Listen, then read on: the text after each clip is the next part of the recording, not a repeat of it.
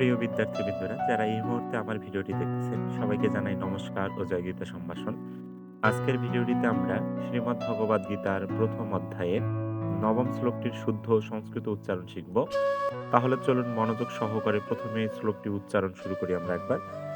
অনিয়ে চ বহব সুরামদর্থে ত্যক্ত জীবিতাহা নানা শস্ত্র প্রহরণা সর্বে ইয়োদ্ধ বিশারদাহ।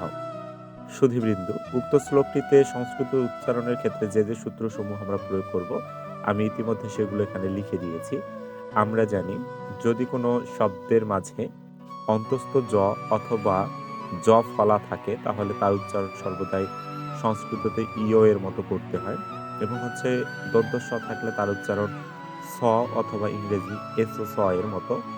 যদি কোনো বর্ণের রেপ থাকে, তাহলে রেপের পরিবর্তে আমরা বয়বিন্দু র ব্যবহার করব। যদি কোনো শব্দের শেষে বিসর্গ থাকে, তাহলে তার উচ্চারণ সর্বদাই হয়ের মতো উচ্চারণ করতে হয়। তবে এখানে একটু কথা আছে, যদি শ্লোকটি অনুষ্ঠুপ ছন্দের হয়, তাহলে প্রতি ৮ অক্ষর পরপর বিসর্গ থাকলে তাহলে তার উচ্চারণ সর্বদাই হয়ের মতো উচ্চারিত করতে হবে, এবং যদি শ্লোকটি ত্রিষ্টুপ ছন্দের হয়, তাহলে প্রতি 11 অক্ষর পরপর বিসর্গ থাকলে তার উচ্চারণ সর্বদাই হয়ের মতো উচ্চারণ করতে হবে। তো আমি সূত্রগুলো প্রয়োগ সহ সহজ উচ্চারণ উক্ত শ্লোকটির এখানে দিয়েছি। দেখো, প্রথম যে শব্দটি দেওয়া আছে অন্নে, এই অন্নে শব্দটি শুদ্ধ সংস্কৃততে দেখো আমি এখানে লিখে দিয়েছি অনিয়ে। এখন অন্নে থেকে কিভাবে অনিয়ে হয় সেটি নিয়ে এবার আমরা কথা বলবো। তো দেখো, অন্নে শব্দটি আমি এখানে লিখে দিচ্ছি অন্নে। তো আমরা জানি স্বরের উচ্চারণ সর্বদাই ঠিক থাকে, স্বরের কোনো পরিবর্তন নেই, এবং দন্ত ন ঠিক থাকবে। তবে দেখো, এখানে জ ফলা আছে। আমরা সূত্রে জানি যে জ ফলা থাকলে তার উচ্চারণ সর্বদাই ইয় এর মতো উচ্চারণ করতে হয়। তো জ ফলার পরিবর্তে দেখো আমি এখানে ইয় নিচ্ছি। এরপর দেখো, এখানে একটি কার দেখতে পাচ্ছি। কারটি ঠিক পরবর্তী শেষ যে বর্ণ অন্তস্থ এখানে আসলে চলে আসবে। তো তারপর দেখো, আমরা তাহলে অন্যে থেকে অন ইয়ে এই শব্দটি পেয়ে যাচ্ছি, কিন্তু অনিয়ের মাঝে দেখো এই রস্বই এটি একটি স্বরবর্ণ। তো আমরা জানি, শব্দের মাঝে কখনো স্বরবর্ণ নিজে উচ্চারিত হতে পারে না। এর জন্য আসলে কি করতে হয়, কার হিসাবে তাকে ব্যবহার করতে হয়, অর্থাৎ স্বরবর্ণের পরিবর্তে কার ব্যবহার করতে হয়। তো ফলে আমরা এই রস্বইটা এখানে রাখবো না, রস্বইতে ঋষিকার হয়, সেই ঋষিকার আমরা ব্যবহার করব। তো ঋষিকার কোথায় ব্যবহার করব, ঠিক তার পূর্ববর্তী যে দন্ত ন আছে, এই দন্ত নয়ের এখানে আমাদের ব্যবহার করতে হবে।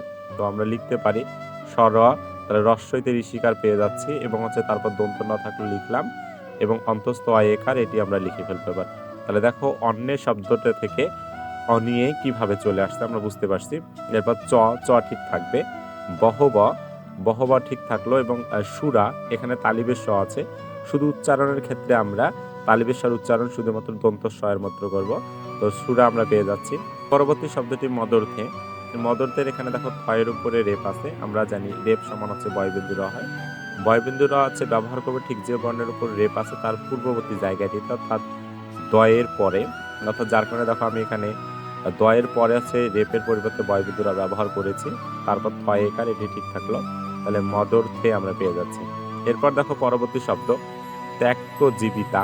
এখানে শুধুমাত্র পরিবর্তন দেখো, ত্যক্ত যে শব্দটি জায়গাটি আছে, এই জায়গাটি শুধুমাত্র আমরা পরিবর্তন করব। ত এর উচ্চারণ ত থাকবে, এবং জ ফলা সমান একইভাবে দেখো ইয় পেয়ে যাচ্ছি আমরা।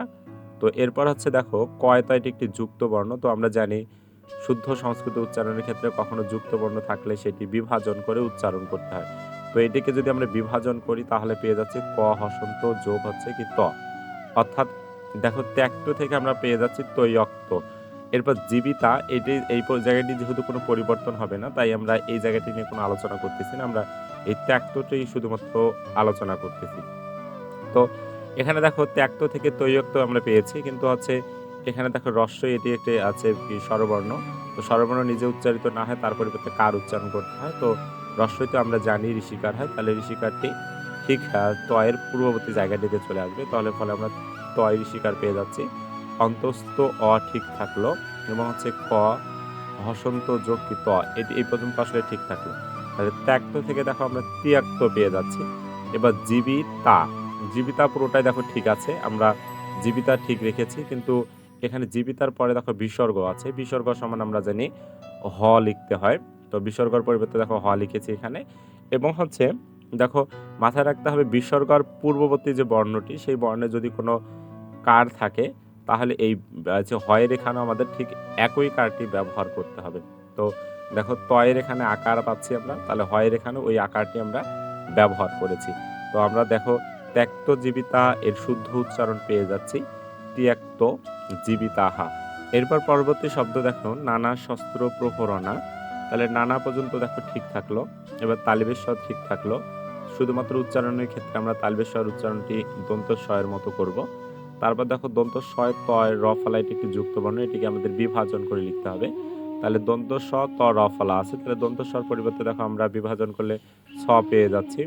তয় র ফলা এটি ঠিক রাখলাম। তারপর দেখো প্রহরণা এই পর্যন্ত পুরোটাই আসলে ঠিক থাকলো, তাহলে দেখো আমরা পেয়ে যাচ্ছি নানা শস্ত্র প্রহরণা। এরপর সর্বে থেকে দেখো সর্বে পেয়েছি, অর্থাৎ দন্ত স সমান জানি আমরা স হয়। তারপর বয় রেপ আছে, রেপের পরিবর্তে আমরা বয় বিন্দু র পেয়ে যাচ্ছি।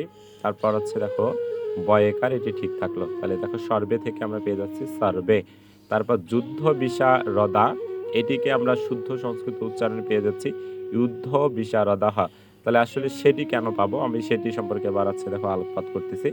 তো এখানে দেখো দেখো এখানে অন্তস্থ জ আছে, তাহলে অন্তস্থ জ সমান আমরা পাই কি ইয়।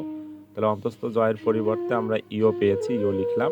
এবার হচ্ছে অন্তস্থ জয় দেখো কার আছে, সেই কারটি হচ্ছে পরবর্তী বর্ণ অন্তস্থ অ এখানে আসলে চলে আসতেছে, তাহলে ইউ পেয়ে যাচ্ছে। অন্তস্থ জয় রুসুকা জু সমান হচ্ছে পেয়ে যাচ্ছি আমরা ইউ।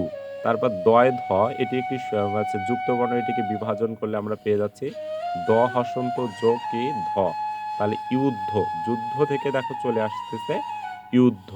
তারপর দেখো বিশা রদা এই পর্যন্ত আসলে কোনো পরিবর্তন নাই, সেটি রেখেছি। এবং দেখো এই পূর্ববর্তী শব্দের মতো দেখো এখানে বাক্যের শেষে বিসর্গ আছে, বিসর্গ সমান আমরা হ পেয়ে যাচ্ছি।